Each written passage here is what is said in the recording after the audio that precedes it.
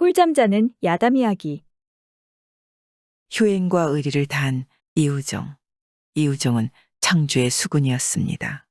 믿음과 의리가 있다고 고을에 이름이 났습니다. 한사대부가 후종이 천역에 올라 있는 것을 알고는 수군절 도사에게 편지를 보내 면하게 해주려 했습니다. 후종이 그 소문을 듣고 찾아뵙고 말했습니다. 듣자오니 공께서 제가 군역을 면하도록 수사님께 강구하신다는데 그러한지요? 그러하다네. 그건 불가합니다. 제가 이렇게 찾아뵌 것은 그걸 그만두시게 하고자 해서입니다. 제발 그러지 말아 주십시오. 만일 저같이 한창 나이에 힘 있는 사람들이 나라의 군역 면하기를 도모한다면 어떻게 군액을 충당할 수 있겠습니까? 하물며 저 같은 소민이 군역을 안 한다는 것은 있을 수가 없는 일이지요. 이러며 자신이 군역을 면하지 않도록 간청했습니다.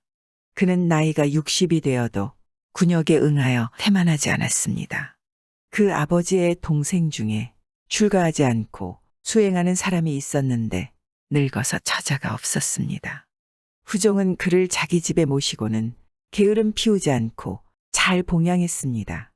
거사가 병을 오래 앓아 대소변도 가리지 못했는데 후종은 언제나 변기를 시냇가에 가지고 가서 깨끗이 씻었습니다. 지나가는 마을 사람들이 그걸 보고 물었습니다. 어째 부녀자에게 씻도록 하지 않고 몸소 씻는 거요? 제처는 의리로 만난 타인이기에 고륙에 정이 없을지도 모르죠. 만약 마음속으로 그걸 더럽게 느끼는데도 억지로 씻게 한다면 성심껏 봉양하는 게 아니겠지요. 그래서 제가 직접 씻는답니다. 한 번은 그 아버지가 다른 사람에게 보리 10마를 구워 주었습니다. 가을에 그 값을 계산하는데 마침 그에는 보리가 귀하고 쌀이 흔한지라 쌀로 25마리나 되었습니다. 보리를 구워간 사람은 가난해서 그걸 다 마련하지 못하고 일단 쌀 20마를 가져와 갚았습니다. 후종이 밖에 갔다 돌아와 이 말을 듣고 놀라서 말했습니다. 보리는 질이 안 좋고 쌀은 좋은 것이니 지금 쌀 10마를 받는 것도 지나친 일입니다. 그런데도 보리 10말 구워 주었다고 쌀 25마를 받는다니 이게 무슨 말입니까? 그러고는 아버지에게 쌀 10말만 받도록 간청했습니다. 보리를 꿔간 사람이 말했습니다. 5말을 감해 주시는 것만 해도 족합니다. 그래도 후종이 그치지 않고 역설하니 아버지가 그 말을 따라서 쌀 10말만 받았습니다. 후종이 젊었을 적에 삿갓 만들기를 업으로 삼았습니다. 그 아버지는 삿갓을 시장에 내다 팔았습니다. 어느 날 갑자기 후종이 일을 거두고 더 이상 삿갓을 만들지 않았습니다. 걱정이 된 아버지가 이웃에 사는 사대부에게 하소연했습니다. 제 아들놈이 삿갓을 만들다가 무단히 손을 놓아버렸으니 제발 어떻게 좀 다스려 주십시오. 사대부가 불러서 물으니 후종이 이렇게 대답했습니다. 소인이 삿갓을 만들면 소인의 아버지는 그걸 시장에 팔아왔습니다. 물건을 팔 때 그 값을 많이 받으려 하는 것은 인지상정입니다. 값을 흥정하실 때면 간혹 아버지께서 사나운 자들로부터 욕을 듣기도 하시니 이는 제 손으로 제 아비를 욕되게 하는 셈이죠. 부모를 봉양할 수 있는 일이 없다면야 어찌 감히 그 일을 그만두겠습니까? 지금 힘써 농사를 지으면 봉양할 수가 있습니다. 그래서 그 일은 그만둔 것입니다. 일찍이 가뭄을 만났습니다. 도랑을 막고 물을 모아 모내기 하려 했지만 그날 밤 마을 사람이 물을 터서 자기 못자리에 물을 댔습니다. 아버지가 분노하여 욕을 퍼부었습니다. 그러자 후종이 애써 말리며 말했습니다. 자기 못자리에 물을 대려 하는 건 인지상정입니다. 그리고 그 사람 못자리가 우리 논 위에 있었다면 물을 대려고 해도 못 됐을 겁니다. 이제 물을 터버렸으니 물은 거슬러 올라가지 못하는 법입니다. 그 사람을 욕한들 무슨 소용이 있겠습니까? 스님을 만나 주역의 이치를 말한 택당. 이 택당은 젊었을 적에 병이 많아 과거를 포기하고 몸조리에 전념했습니다. 집이 경기도 양평 백아곡에 있었는데 용문산 근처였습니다. 일찍이 주역을 가지고 용문산 내매사에 들어갔습니다. 책에 깊이 빠져 연구하노라면 어느덧 깊은 밤이 되곤 했습니다. 한 스님이 있었는데 나무하고 밥을 지었습니다. 승려 밥그릇 하나에 다 떨어진 승려 옷을 입고 있어 다른 스님들은 자기들 무리에 그를 넣어주지 않았습니다. 택당이 밤마다 등불을 켜고 책을 읽노라면 무스님은 다 잠들고 유독 그 스님만 등불빛을 빌려 집신을 삼으며 자지 않았습니다. 하루는 택당이 새벽까지 깊이 사색에 빠져 있었습니다. 스님이 입속으로 혼잣말했습니다. 나의 어린 서생이 못 미치는 정신에 억지로 깊은 경지를 구하니 심령만 허비할 뿐이지. 어찌 다시 과거 공부로 마음을 돌리지 않을까. 택당은 그 말을 몰래 듣고 다음날 스님을 구석진 곳으로 모시고 가서 밤에 들은 바에 대해 물었습니다. 스님은 필히 주역에 대해 깊이 알고 계시지요. 배우기를 청합니다. 스님이 대꾸했습니다. 가난하여 빌어먹고 용렬하기만 한 중이 무슨 지식이 있겠소. 다만 생원님 공부가 너무 깊어져 다칠까 걱정이 되어 한 이야기였죠. 평소 글자조차 모르는데 하물며 주역을 어찌 알겠소. 그러면 제가 깊은 경지를 구하는 줄은 어찌 아셨는지요. 끝까지 저를 속이실 수는 없을 겁니다. 제발 가르쳐 주시지요. 간절히 청하기를 그치지 않으니 스님이 말했습니다. 그대는 주역 중 의심나는 곳에 표를 붙여서 구석진 곳에서 나를 기다리고 있으시오. 택당은 매우 기뻤습니다. 의심나고 이해되지 않는 부분마다 표를 붙여서 숲을 무성한 곳에서나 혹은 다른 스님들이 모두 잠든 틈에 만나 조용히 물었습니다. 스님은 미묘한 곳까지 파헤치고 분석해 주었는데 보통 사람의 생각을 넘어섰습니다. 택당은 가슴이 시원해져서 마치 구름이 거쳐 하늘을 보는 듯했습니다. 이렇게 다 배우고 나서 택당은 스님을 스승으로 모셨습니다. 그러나 대중이 있는 곳에서는 서로 모르는 사이처럼 굴었습니다. 택당이 하산할 때 스님은 산문 앞까지 내려와 배웅해 주었습니다. 그리고 다음해 정월에 택당의 사울집을 방문하겠다고 약속했습니다. 그때가 되니 과연 스님이 찾아왔습니다. 택당은 그를 안채로 맞이했습니다. 스님은 3일간 머무르면서 택당의 운명을 내다보고 그 평생을 논평해 주었습니다. 또 말하기를 병자년에 병화가 크게 일어날 텐데 충북단양 영춘면으로 피하면 화를 면할 수 있을 것이요. 암호해에는 황해도와 평안도에서 공을 다시 만날 것이니 부디 잘 기억해 두시오. 하고는 떠나갔습니다. 병자호란이 일어나자 택당은 자당을 모시고 영춘으로 피난을 가서 편안하게 지냈습니다. 택당이 재상이 되었을 때였습니다. 임금의 명을 받고 서관으로 사신을 갔다가 묘양산을 유람하게 되었습니다. 승려들이 남열을 마주했는데 앞쪽에 있던 한 사람이 바로 그 스님이었습니다. 안색은 용문산에 있을 때와 같이 건장했습니다. 택당은 매우 기뻤습니다. 절에 이르러서는 방 하나를 따로 청소하게 해 스님을 맞이하고 손을 잡으니 기쁨이 극에 달했습니다. 따로 소찬을 갖춰오게 하여 스님을 대접했습니다. 3일을 머물면서 성의를 다해 대화를 나누었습니다.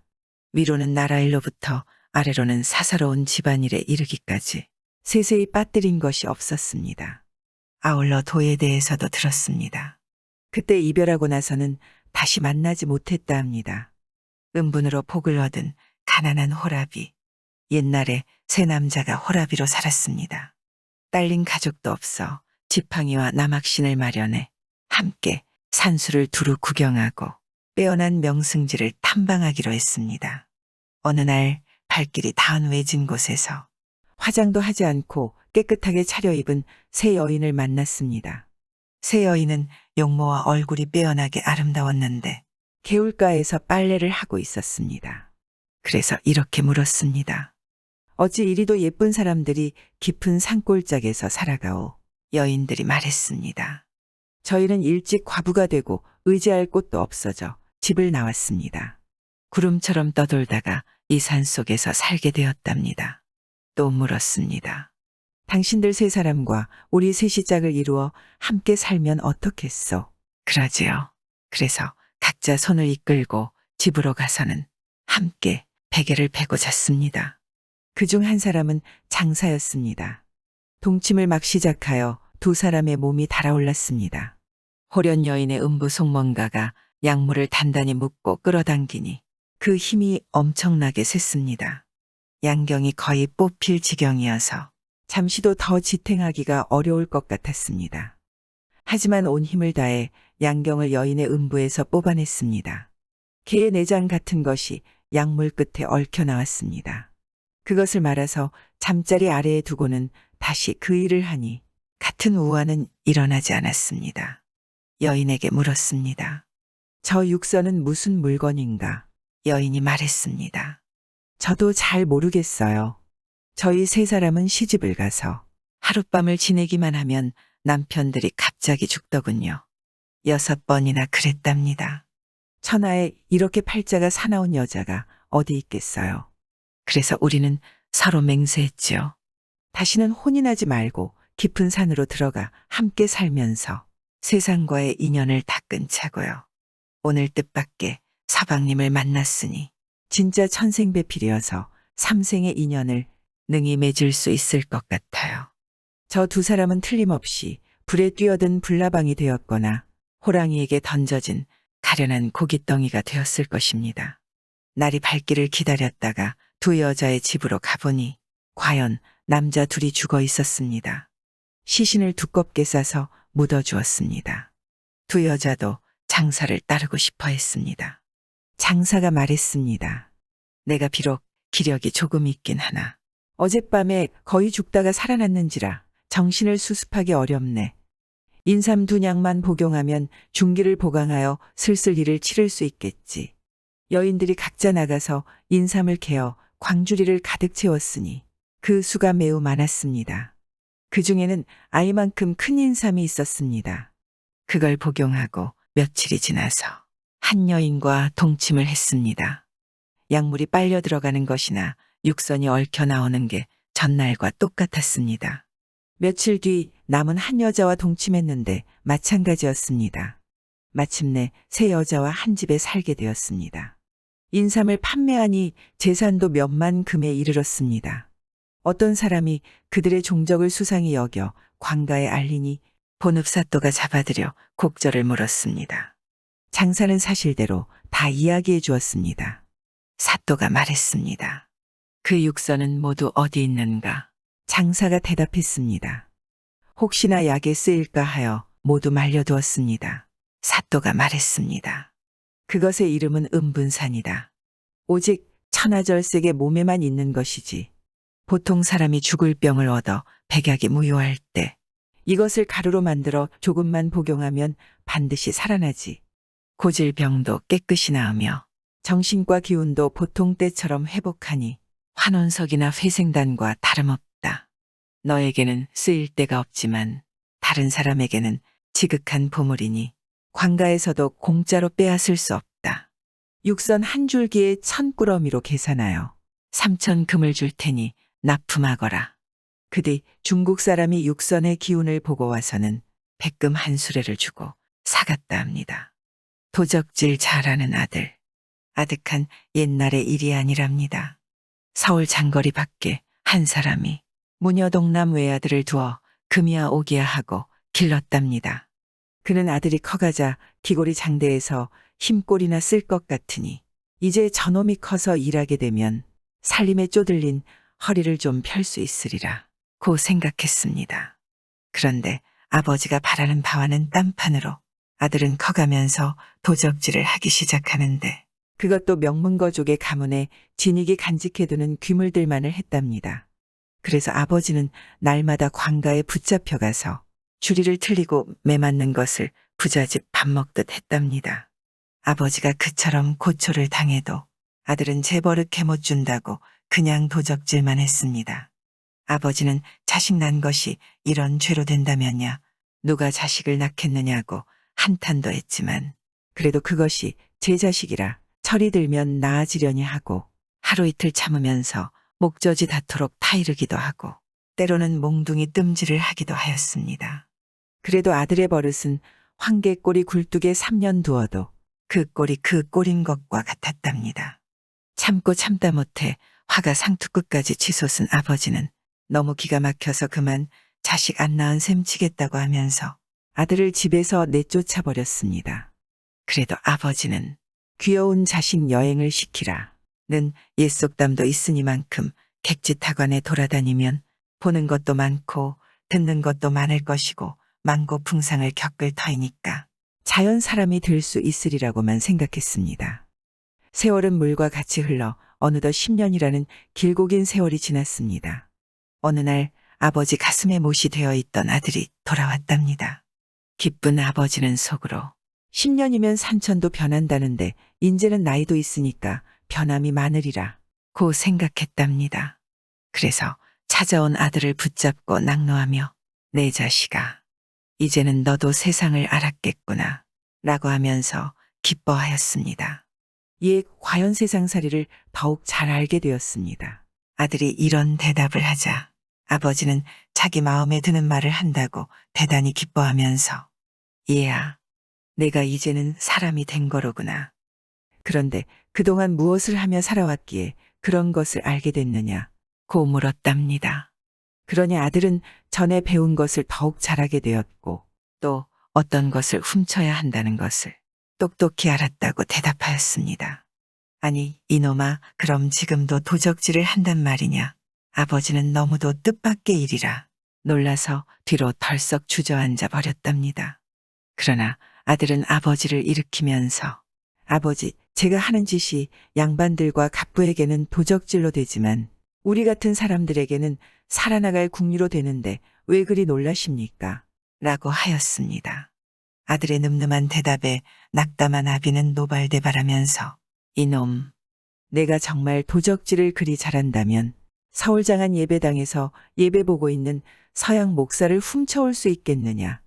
만일 훔쳐올 수 있다면 도적질을 하더라도 내 자식이라 하겠다. 라고 호령하였습니다. 아들은 한참 생각하더니 대답했습니다. 예, 그런 것은 가히 훔칠 수 있는 것입니다. 훔쳐올 수는 있는데 돈이 좀 있어야 하겠습니다. 이놈아, 도적질하는 놈이 돈도 없단 말이냐. 예, 아까 말한 바와 같이 도적질을 골라서 하다 보니 고생은 더 막심합니다. 아버지는 분김에 아들이 돌아오면 물려주려고 한 푼 두 푼 모아두었던 돈을 내던져 주었습니다. 아들은 돈을 받아들자 두말 없이 나갔답니다. 집을 떠난 아들은 장안 큰 주단 포목점으로 들어가서 서리발 같은 명주 한 필을 사가지고 머리에서 발끝까지 뒤집어 쓸 수 있는 흰 도복 한 벌을 만들고 큼직한 산호지팽이와 진주보석으로 장식한 큰 망태 하나를 샀습니다. 그리고 새끼손가락만큼한 양초와 상개를 수십 마리 샀습니다. 이런 것을 죄다 장만한 그는 예배 보는 날 중에서 금은 밤이 되기를 기다렸습니다. 기다리던 날이 돌아왔습니다. 바로 기독교 신자들이 예배당에서 찬송가를 부르고 있을 때였습니다. 그는 예배당 옆에 있는 신자들의 공동묘지로 가서 수많은 개 등에다 양초불을 붙여놓고 예배당으로 들어갔습니다. 때는 서양에서 온 목사가 한창 하느님 아버지를 외우면서 예배 보고 있을 때였습니다. 그는 좋은 도복을 입고 산호지팽이를 짚으며 서서히 예배당으로 들어가서 선장을 절렁절렁 흔들면서 호령을 했습니다. 여보라, 내 어찌 기도를 드렸기에 하느님 아들을 하나도 하늘로 올려보내지 못했느냐. 한참 엎드려서 하느님 아버지시여 하고 기도를 드리던 목사는 호령을 듣고 돌아다 보니 하느님의 사자가 내려와 있더랍니다. 놀란 목사는 주여, 죄 많은 이 자식을 용서하시옵소서 라고 하며 다시 엎드렸습니다. 그때 그는 내 문을 열고 저것을 보아라. 저들이 얼마나 안타깝기에 저렇게 헤매고 있겠느냐. 내 하느님의 아들을 저렇게 만들었으니 천벌을 받아 12지옥으로 감히 마땅하느니라 라고 하면서 또 산호지팽이를 절컹절컹 흔들었습니다. 이 호령에 예배 보던 신자들은 물론이요, 목사까지 벌벌 떨면서 사자가 가리키는 대로 밖을 내다보니 공동묘지에는 과연 숱한 홀령들이 불을 켜들고 이리저리 헤매고 있더랍니다. 그것을 본 목사는 천벌을 받아 무서운 지옥으로 갈 것을 기다렸답니다. 그때 눈치를 본 그는 너는 냄자를 명심해라. 너는 하느님 아버지의 분부를 받고 동양 사람들을 살리려고 바다 건너 이 땅에 온 자로서 이 땅의 아들을 천당길로 인도하기는커녕 저렇듯이 무덤길에서 헤매게 하였은즉 내 지은 죄가 얼마인지 모르겠다. 그러니 천벌을 받아 마땅하리라 고하였습니다. 이에 과연 끓는 기름 솥에 삶아 죽여도 죄가 남겠습니다. 목사는 떨고만 있었습니다. 그는 이렇게 을러놓고 보니 인제는 어떤 말을 해도 고분고분 들을 것 같아서 다시 호령했습니다. 내 죄를 보아서는 당장 열두 지옥으로 보낼 일이다만 원체 부족한 재주에 그래도 하느님 아들들을 천당으로 올려보내려고 애는 무척 썼으니 하느님 아버지께서는 너의 지성을 보아 한 번 용서하신다 하시었다. 내 미숙한 이 자식의 죄를 한 번 용서하시옵소서. 아멘. 네. 지성이 감천하여 하느님 아버지께서 너를 데려다 공부를 더 시켜 다시 이곳에다 보내시겠다고 하시어서 내가 왔나니 그리하러라. 이에 미련한 이 자식의 죄를 용서하시옵고 이 땅의 사람들을 구하기 위하여 이 자식을 데려다 가르쳐 주옵소서. 아멘. 꼴을 보니 인제는 어떤 말이라도 들을 것 같았습니다. 그래, 그는 내 하늘로 가는 길을 모르리니 이 천교자에 앉아 나를 따라 떠나도록 하여라. 고하면서 꽃망태기를 벌렸습니다. 이 땅의 사람을 구하려 서양에서 온 목사는 합장하고 조심조심히 진주로 장식한 망태 속으로 돌아갔습니다.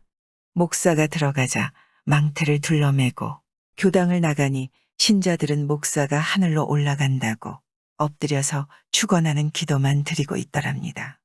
그는 망태기를 메고 한참 가다 성문을 나서자 땅에다 내려놓고 줄줄 돌받치니 가시밭 할 것 없이 올리 끌고 내리 끌었습니다.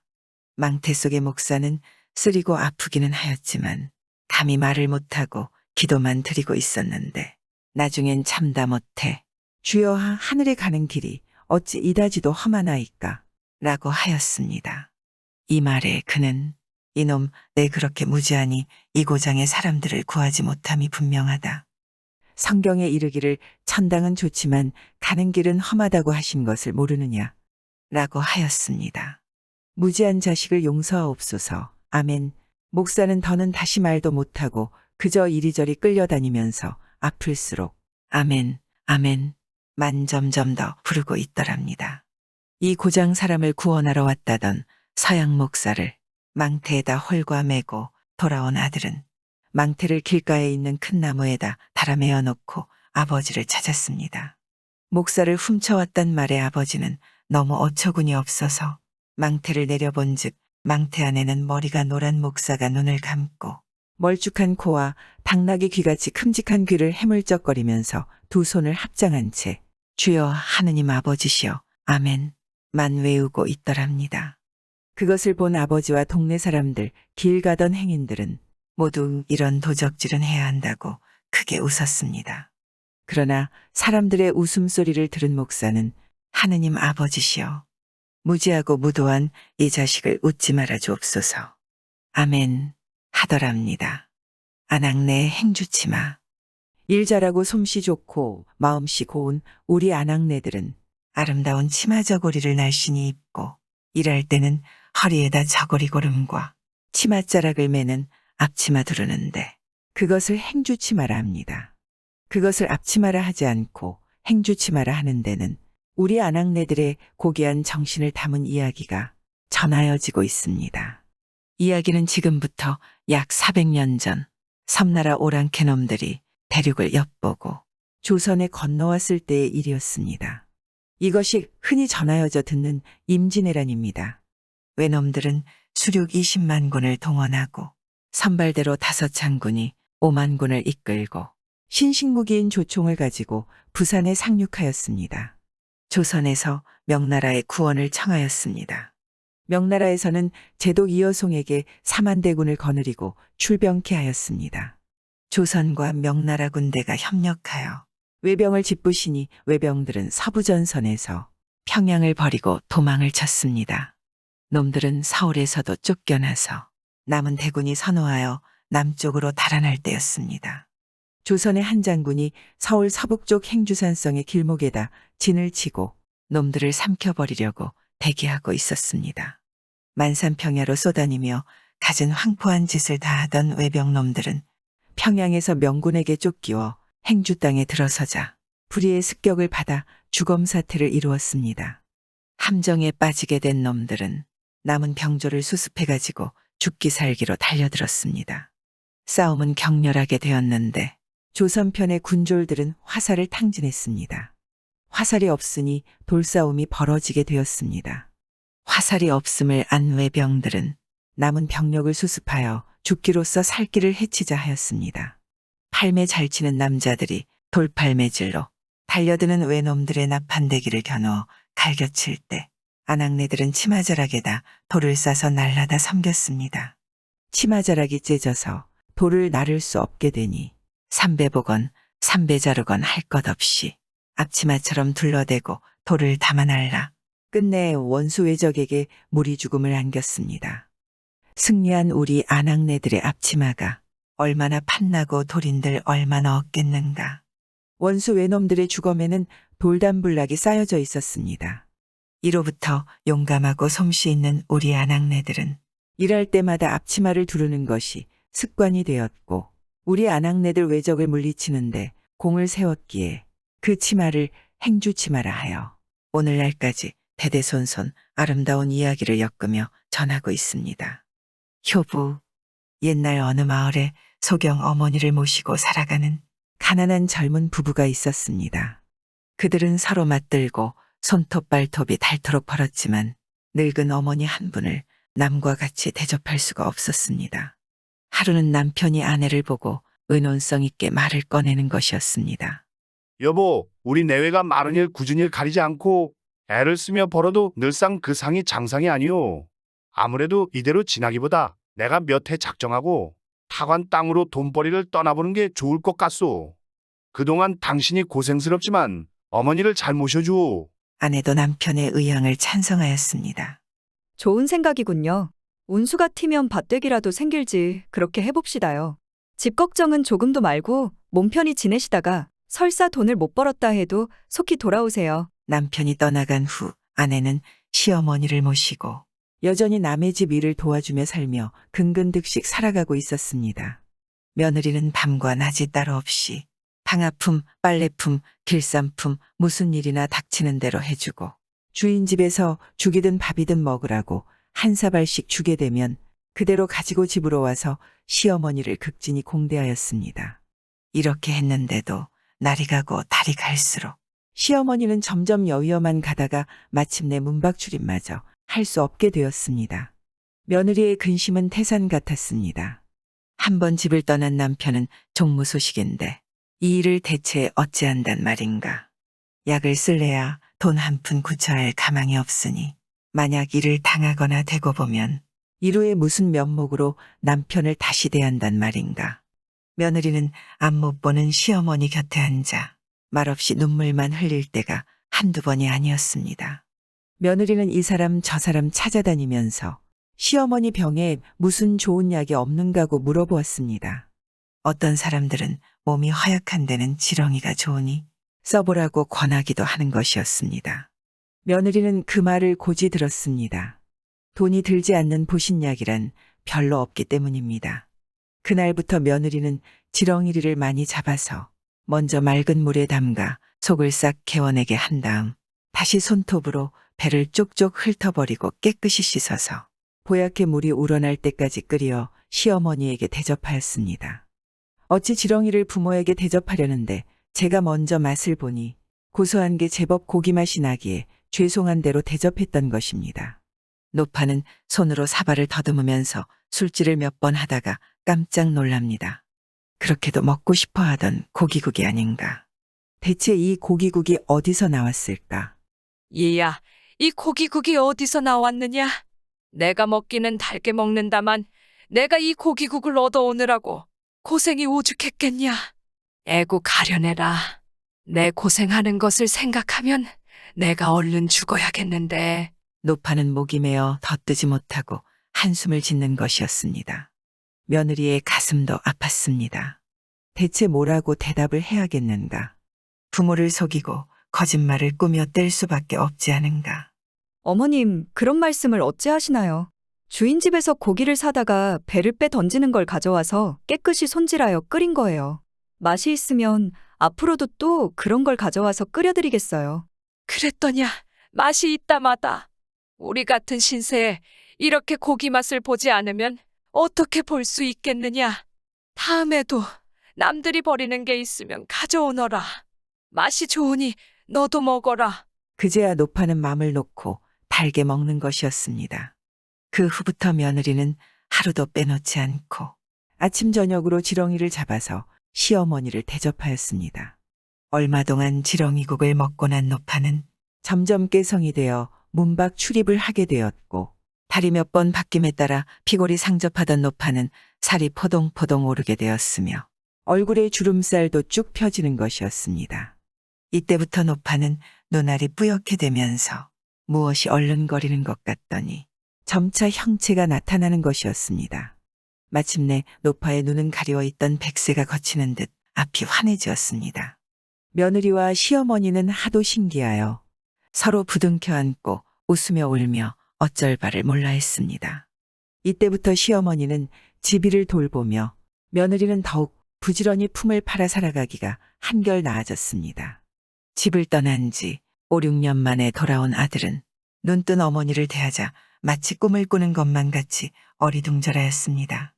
노파는 아들을 얼싸안고 기쁨에 목이 메어 흐느낄 뿐이었습니다.